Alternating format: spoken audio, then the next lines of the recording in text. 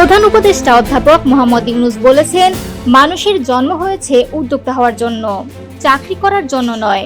রোববার সকালে রাজধানীর আগারগাঁওয়ে পল্লী কর্ম সহায়ক ফাউন্ডেশন বা পিকেএসএফ এর দ্বিতীয় ভবনের উদ্বোধনী অনুষ্ঠানে প্রধান অতিথির বক্তব্যে এ মন্তব্য করেন তিনি।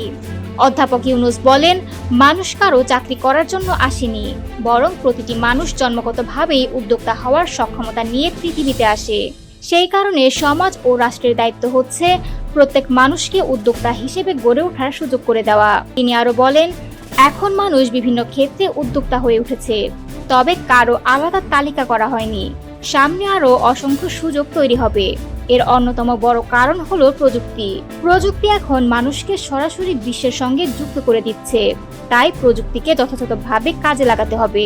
প্রধান উপদেষ্টা জোর দিয়ে বলেন, প্রত্যেক মানুষকে তার নিজের সক্ষমতার ভিত্তিতে যেখানে যেতে চায় সেখানে যাওয়ার সুযোগ দিতে হবে। ব্যক্তি উদ্যোগকে সীমাবদ্ধ না রেখে তাকে উন্মুক্ত পরিবেশে বিকশিত করার দিকেই জোর দিতে হবে।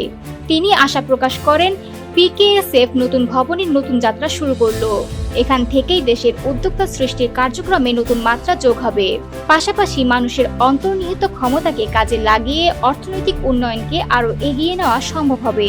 অধ্যাপক মোহাম্মদ ইউনূস মনে করেন, শুধু চাকরির উপর নির্ভরশীল না হয়ে উদ্যোক্তা হয়ে ওঠাই হচ্ছে মানুষের প্রকৃত পরিচয়।